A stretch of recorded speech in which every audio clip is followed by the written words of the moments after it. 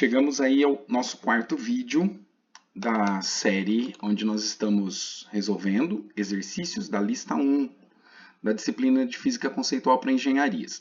Estamos entrando, são os primeiros exercícios relativos, relacionados à lei de Newton, as leis de Newton. Então, exercícios de dinâmica, onde nós vamos trabalhar com forças. Então, esses primeiros exercícios que eu vou fazer com vocês são exercícios básicos, onde nós vamos começar a trabalhar com forças através do uso de vetores. O primeiro exercício é o 8º da nossa lista, tá? Ele é o número 1 do livro, na página 33. Qual é a força resultante de dois vetores alinhados de 1 newton que têm o mesmo sentido? E se eles têm sentidos opostos? E quando formam um ângulo reto entre si? Então, nós temos aqui três situações. Três situações. Quando a gente diz que eles estão alinhados, esses vetores estão dispostos da seguinte forma. Então, a gente tem aqui o vetor, vamos chamar esse primeiro vetor de força 1, e vamos chamar o segundo vetor de força 2. Ok? Eles possuem a mesma intensidade. Vocês me perdoem aí que as linhas estão ficando tortinhas, porque eu estou usando uma mesa digitalizadora bem pequenininha, é ruim para escrever e para desenhar também. Tá? Mas a gente sabe que cada uma dessas forças, cada um desses vetores tem a mesma intensidade de 1 newton. Se eles estão alinhados, ou seja, eles têm a mesma direção, e também, nesse caso, o mesmo sentido. Vamos chamar essa situação aqui de situação A. Então, o vetor que vai representar a força resultante é a soma vetorial dessas duas linhas, ou seja, origem do primeiro com a extremidade do último. Ok? Essa linha vermelha está representando aí o nosso vetor resultante. Portanto, nesse caso, nós temos aqui a soma de dois vetores, F1 e F2, que estão representando para a gente essa situação. Então, se cada vetor tem uma intensidade de 1 newton, a soma é direta aqui para a gente. Temos que a força resultante nessa primeira situação é de 2 newtons. Perfeito? 2 newtons. No segundo caso que ele propõe, é o que estaria acontecendo se essas duas forças de mesma intensidade tivessem sentidos opostos. Então, vamos colocar aqui mais uma vez o vetor F1 e o F2 agora, vou tentar fazer ele bem pertinho. Ele tem a mesma direção, a mesma intensidade, o mesmo módulo, só que sentidos contrários. Então, quando eu realizar a soma desses dois vetores, esse aqui de baixo é o F2, Deixa eu anotar aqui para ficar bem claro. Esse aqui é o F2. Quando eu realizar a soma desses dois vetores, a origem do primeiro vetor está terminando no mesmo lugar que a extremidade do segundo. Então, a gente poderia representar isso agora como uma subtração de vetores. Tá? O vetor F1 está apontando para o lado direito. Vamos imaginar que é o sentido positivo do eixo. Então, o F1 aparece positivo na minha fórmula. O F2 está apontando no sentido negativo. Portanto, ele aparece negativo na nossa fórmula. F2 aparece apontando para a esquerda.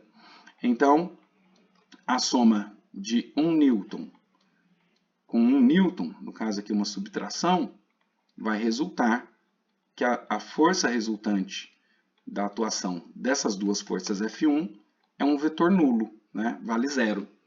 Ok? Por fim, ele pede para que a gente faça a seguinte situação. Esses dois vetores, desculpe, esses dois vetores, eles vão formar um ângulo de 90 graus entre eles. Então, o F1 tem uma direção e o F2 tem uma direção diferente. Vamos supor que ele está aqui assim, uma direção diferente. Tá? Eles têm o mesmo tamanho. Meu desenho aqui ficou um pouquinho torto. E eles formam um ângulo de 90 graus entre eles. Tá? Você pode representar aqui, ou você pode representar assim também. O F1 e aplicar o F2 aqui. Das duas maneiras, o resultado vai ser o mesmo. Tá?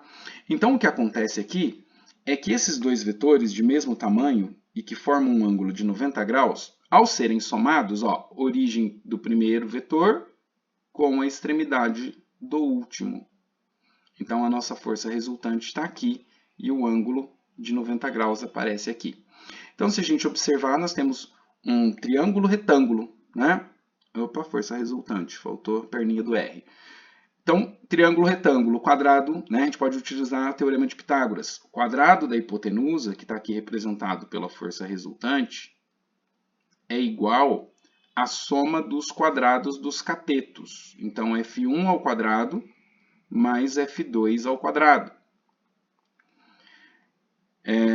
Então, nós temos aqui que a força resultante ao quadrado vai ser igual a 1 ao quadrado mais 1 ao quadrado, portanto 2. Se a força resultante ao quadrado é igual a 2, para eu descobrir quanto vale a força resultante, basta que eu tire a raiz quadrada dos dois lados, né? Se eu tirar a raiz quadrada aqui dos dois lados, vamos mudar a cor da canetinha, raiz quadrada desse lado, raiz quadrada desse lado. Então, corta a raiz com o quadrado e aí nós chegamos na resposta. A força resultante, nessa situação onde o ângulo é de 90 graus, é de raiz de 2 newtons. Ok? Vai ser aproximadamente aí 1,41 newtons. E assim respondemos o primeiro exercício, né? É o 8º exercício da lista. Vamos fazer agora o 9º exercício da lista, que na verdade é o exercício 2.11 do livro e está na página 34. Esse exercício está dizendo o seguinte: essa figura aqui está mostrando para a gente um conjunto de vetores, né, que representam forças. Estão destacados aqui em vermelho, ok? Eu quero saber qual é a soma dos dois vetores que estão apontando para cima e que estão representando a tensão nas cordas. A gente tem um andaime, né, uma madeirinha aqui, e duas cordas que estão prendendo, estão sustentando essa barra, né, essa madeira aqui. Eu quero saber qual é o valor do somatório dessas forças. Então, se você observar que esse vetor está apontando para cima, esse vetor é paralelo a ele, também está apontando para cima, então nós temos aqui agora a soma de dois vetores, ok? Soma de dois vetores. Então, vamos chamar essa força que aponta para cima de F1.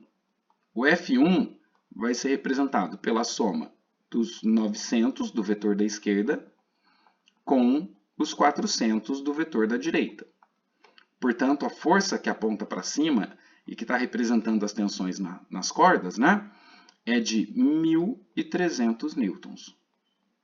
Agora, a segunda parte do exercício pede para a gente calcular, a gente determinar a soma dos três vetores que estão apontando para baixo. Então, aqui para baixo nós temos um vetor de 500 e dois vetores de 400. Ok? Vamos fazer aqui a continha. Vou chamar essa força que aponta para baixo de F2. O F2 é uma força de 500 somada com duas forças de 400. 400 mais 400. Portanto, F2, a força resultante, né, a força que está apontando para baixo, 500 mais 400 são 900, mais 400 são 1.300. Então, eu tenho um vetor F1 que aponta para cima, com esta intensidade de força, e tenho um vetor de mesmo tamanho, mesma direção vertical, só que com sentido contrário, apontando para baixo, e que também vale 1.300 newtons.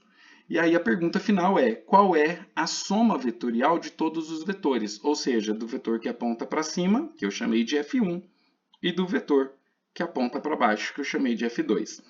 Então a gente tem que lembrar que a somatória de todas as forças é igual a uma força resultante. É massa vezes aceleração, né? Então a soma de todas as forças é igual a uma força resultante. Essa soma vai representar a soma de todos os vetores. Então, nós temos aqui, para cima, então para cima é positivo, F1 aparece positivo na minha fórmula, para baixo é negativo, aparece negativo na minha fórmula. Portanto, 1.300 menos 1.300, nós temos aí que a somatória das forças, ou seja, a força resultante nesse sistema, é igual a zero. Isso significa que o sistema se encontra em equilíbrio, ok? Todas as vezes que a somatória das forças resultar em zero, né, nós temos aí uma condição de equilíbrio. Então, entramos nos exercícios de dinâmica. Esses foram os dois primeiros, né?